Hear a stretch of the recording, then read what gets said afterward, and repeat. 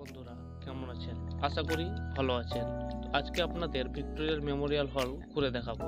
তো প্রথমেই Esplanade metro station থেকে মেট্রো ধরে ময়দান মেট্রো স্টেশনে নেমে পড়লাম। বাঁদিকেই তারামণ্ডলকে পেরিয়েই ভিক্টোরিয়াল মেমোরিয়াল হল। তো চলুন আজকে ভিডিও স্টার্ট করি।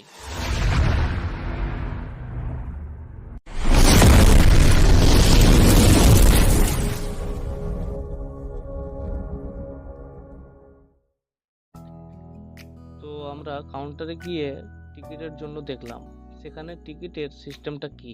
তো এখানে মঙ্গলবার থেকে রবিবার পর্যন্ত খোলা থাকে। গেট খোলা থাকে সকাল 6টা থেকে সন্ধে 6টা পর্যন্ত। আর বাগানে যদি ঘুরতে চান তাহলে সকাল 5:30 থেকে সন্ধ্যা 6টা পর্যন্ত ঘুরতে পারবেন।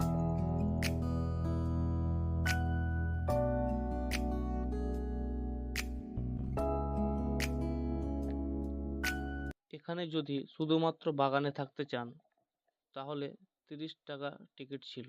আর বাগানের সঙ্গে সঙ্গে ভিক্টোরিয়ার মেন সংগ্রহশালা দেখতে চান তাহলে 50 টাকা টিকিট ভারতীয় জনগণদের জন্য, আর বিদেশিদের জন্য ছিল 500 টাকা। টিকিট সংগ্রহ করার পর আমরা কলকাতার বিখ্যাত ভিক্টোরিয়ার বাগানে ঢুকে পড়লাম।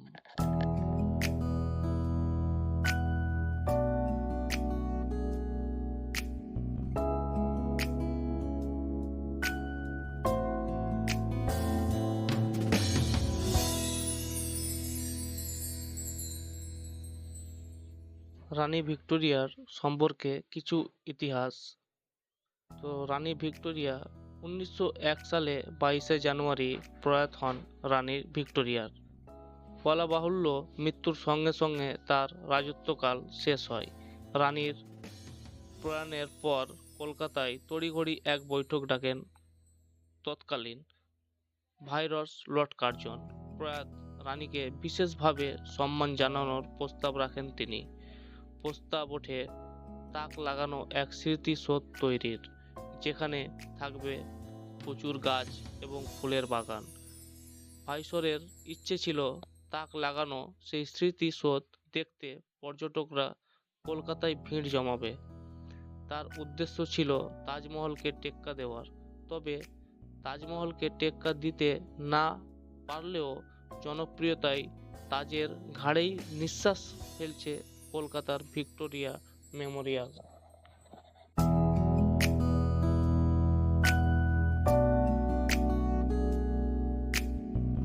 রানী ভিক্টোরিয়ার স্মৃতিসৌধের ভিত্তি প্রস্তুত স্থাপিত হয় 1906 সালে। অফিসিয়াল নির্মাণ কাজ শুরু হয় প্রায় 4 বছর পর, অর্থাৎ 1910 সালে। নির্মাণ কাজ শেষ হতে সময় লাগে 11 বছর।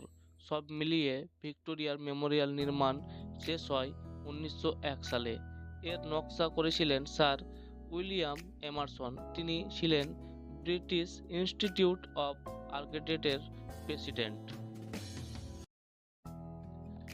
এই ভিক্টোরিয়া মেমোরিয়ালের ভিতরে প্রথমেই আপনারা দেখতে পাবেন 25টি গ্যালারি, যার মধ্যে কিছু উল্লেখযোগ্য ছবি গ্যালারি হলো Calcutta gallery, royal gallery, national readers gallery সংগ্রহ আছে। এই রকম ছবি গ্যালারি আরও অনেক। এইসব দেখলাম ফার্স্ট ফ্লোরে এক এক করে।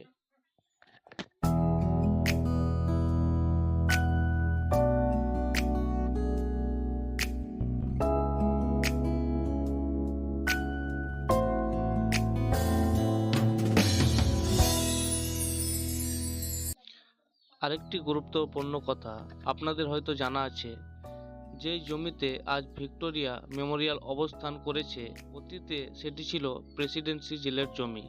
প্রধানত রাজনৈতিক বন্দীদের এই জেলে রাখা হতো।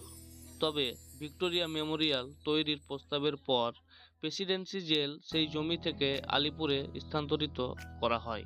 এখনও জেলটি সেই স্থানেই রয়েছে।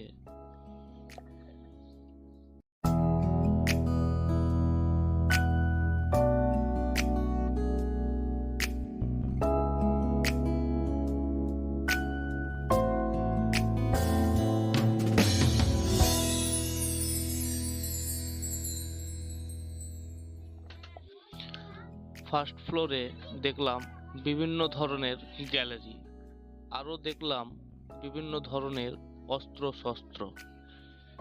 এবার আমরা চলে গেলাম সেকেন্ড ফ্লোরে।